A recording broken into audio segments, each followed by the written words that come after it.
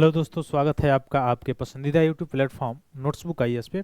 दोस्तों, आज हम लोग बात करेंगे इस चैंग मैंग वाले के बारे में। चैंग मैंग समझ रहे हैं आप? चाइना के बारे में। जैसे ही देखा कि भारत पाकिस्तान इधर सीज फायर हुआ, इधर ये हुआ, इसके अंदर भी चुल मच गई। अभी आपने वहाँ डिगॉसिस अभ्यास एक्सरसाइज जो है शुरू करा दिया है। ठीक है, डिगॉसिस अभ्यास करा रहा है, एक्सरसाइज करा रहा है आर्मी के बीच। ठीक है, तो जैसे इंडिया पाकिस्तान के बीच ये सीज फायर हुआ, युद्ध विराम हो, वैसे इसने शुरू किया। अच्छा, ये जो ये छोटी छोटी आंखें वाले हैं ना, बहुत चालबाज है। मतलब ऐसा कोई सगा नहीं जिसको इसने ठगा नहीं। ठीक ना? ये चाइना, ये ऐसा है, ये थोबड़ा वाला देख पा रहे होंगे आप, इतना महान है कि ऐसा कोई। अच्छा, जो आप देखते होंगे ना, चाइना आज इतना बहुत आगे बढ़ गया, उसका कारण ये नहीं कि केवल ये, उसके पीछे की बात आप नहीं जानते हैं।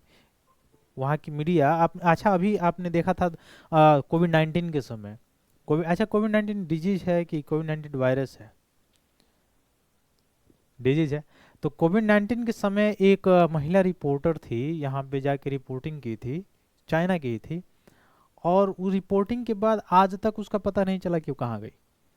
तो वहाँ में जो भी डेवलपमेंट हुआ है, वो भारत से मतलब पूरे डायरेक्शन से अगर आप तुलना करना चाहें तो भारत से पूरे डायरेक्शन से आप तुलना नहीं कर सकते हो। क्योंकि भारत के जो संविधान, जो जो यहाँ के नागरिकों को जो सारी स्वतंत्रताएं, जो सारी चीजें दी गई हैं, जो लोकतंत्र खुद ही नागरिकों को दिया है, नागरिकों से ही शक्ति प्राप्त करती है कार्यपालिका या जो भी चीजें हैं, वह यहाँ पे नहीं है। यहाँ पे कुछ अलग तरीका है, साम्यवादी है, समाजवादी है। लेकिन यहाँ का जो साम्यवादी है, जो समाजवादी है, वो हमारे वहाँ से बिल्कुल अलग है। तो वहाँ पे अच्छा, जो भी आज पूंजीवादी अर्थव्यवस्थाएं हैं, चाहे वो अमेरिका का रहा हो, चाइना का रहा हो, ऐसा नहीं कि बहुत ऐसे जल्दबाजी में आए या डेवलप हो गए, ऐसा सारी चीज़ें। वहाँ कितने लोगों का जो है ह्रास हुआ, मानवाधिकार का हनन हुआ, कितने लोग भूखे मर गए, कितने लोगों को जान से मार दिया गया, उसके पीछे बहुत बड़ा इतिहास है। तब हुआ।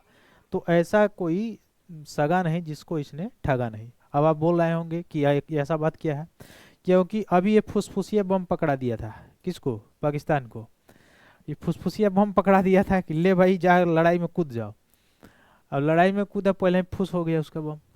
ऐसे ऐसे बम हमारे बिहार और यूपी में कुछ ऐसे जगह हैं जो वहाँ के छोटे छोटे बच्चे बना देते हैं, सूतरी बम। जो जो विश्व में बन नहीं रहा होगा, पहले वहां से बन के तैयार होगा। जैसे बिहार में एक जिला है सिवान, इस इससे इससे तेज और तगड़ा तो वो बना देगा। ठीक है, तो ये फुसफुसिया बम पकड़ा दिया था किसको? पाकिस्तान को, कि ले फुसफुसिया बम जाके टारगेट करो। अब फुसफुसिया बम कैसे पकड़ा दिया? पैसा चाहिए भाई इसको। इसके जो इसका करेक्टर है, इसको पता है आपको? श्रीलंका में गया, उसके धरती को खा गया, जितना देर लोन दिया था उतना। अफ्रीका में वैसे ही इसका काम है। मैंने विश्व में कहाँ जहाँ भी आप जाएं, वहाँ पे आपको यही मिलेगा कि यह विस्तारवादी नीति का बहुत बड़ा जो है भक्त आदमी है। ठीक है, तो आपको लोन चाहिए, बिल्कुल लोन लीजिए, लेकिन चाइना के तरफ से लीजिए। और चाइना का आपकी, जब आप कर्ज नहीं दे पाओगे तो चाइना क्या करेगा? उस भूमि को यूज करेगा। ठीक है, अब आप कहते हैं, कहेंगे कि सबसे ज़्यादा हमारा आयात जो चाइना से है, बिल्कुल सही है, ये भी बात सही है। भारत की बात कर रहा है। उसका कारण भी है कि यहाँ पे मैन्युफैक्चरिंग नहीं हो है। दूसरा कारण है कि आप खुद अपने एरिया में प्रशिक्षण से लेकर देख लीजिए। किसी को तुरंत सफलता चाहिए, तुरंत हम नौकरी करें, तुरंत पैसा कमाए, तुरंत यहाँ पे जाए। कोई उस लेवल तक पढ़ना नहीं चाहता है, उस स्किल तक जाना नहीं चाहता है। पहला कंडीशन एक। दूसरा, कुछ सुविधाएं भी नहीं है भाई, कॉलेज यूनिवर्सिटीज़।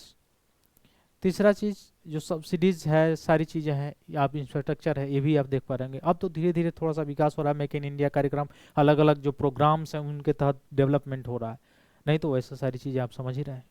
तो यहाँ भी कई भूमिकाएं हैं। दूसरा चीज़, कि जो चीज़ भारत में बनता है वो टिकाऊ होता है, ज़्यादा कॉस्ट का होता है। क्यों? क्योंकि रॉ मटेरियल्स ही लाने में उससे ज़्यादा पैसा लगता है।